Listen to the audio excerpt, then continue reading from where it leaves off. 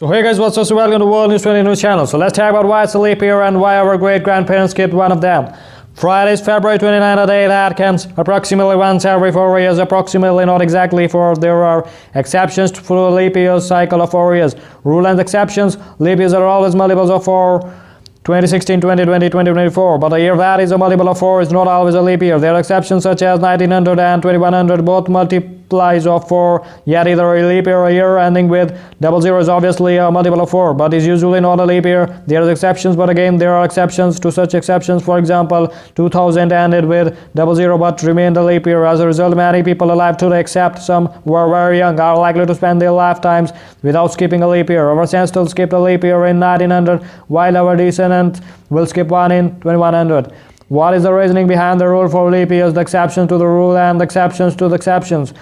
Why have leap years? Our solar calendar is supposed to reflect one orbit of the Earth around the Sun. This helps in anticipating the seasons, maintaining crop cycles, setting school schedules, etc. Earth takes 365 days and a few hours to orbit the Sun, which is why a year is usually 365 days long. The actual period of the orbit is close to not exactly 365 days and 6 hours, which means that the calendar year is about 6 hours shorter than the actual solar year. To compensate, we have leap years. The leap year was introduced by scholars engaged by the Julius Caesar in 46 BC and made more precise from 1280. The reasoning went this: if the calendar year is 365 days long, it is missing 6 hours. These 6 hours keep adding up year after year. By the end of the 4 years, the calendar years will have missed a total of the 24 hours or one full day.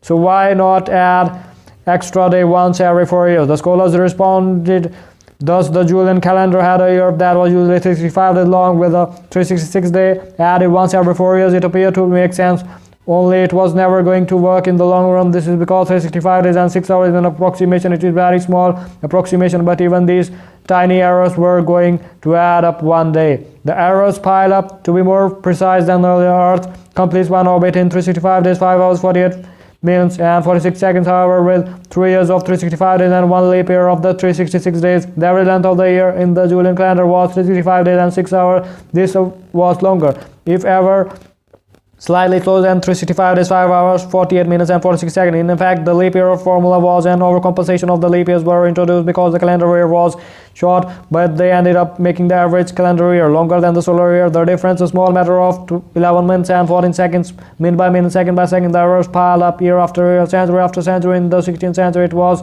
calculated that the calendar years until they had accumulated 10 extra days. In 1582, Pope Gregory thought in order to drastic compensation by dropping 10 days from the calendar, and October 4 that year was followed by October 15 the very next day. The need was on further reform so that the 2 minutes and seconds would not accumulate again in the future. The obvious things to do was to reduce some leap years, about one leap year every century, and the obvious candidates were the years ending with 00. But it all 00 years ceased to be the leap years calculation short. It would result in another overcompensation. Therefore, some 00 years needed to be remain leap years. Eventually, the reform led to the Georgian calendar, which we follow today. That formula: a year that is a multiple of 4 is a leap year, except a year ending with 00 is not a leap year, except a 00 year in which a 00 is preceded by a multiple of 4, 1600, 2000, 2400, etc. remains a leap year. That is why 1900 or 2100 are not leap years, but 2000 is one. Is that it? Finally, it can never be perfect.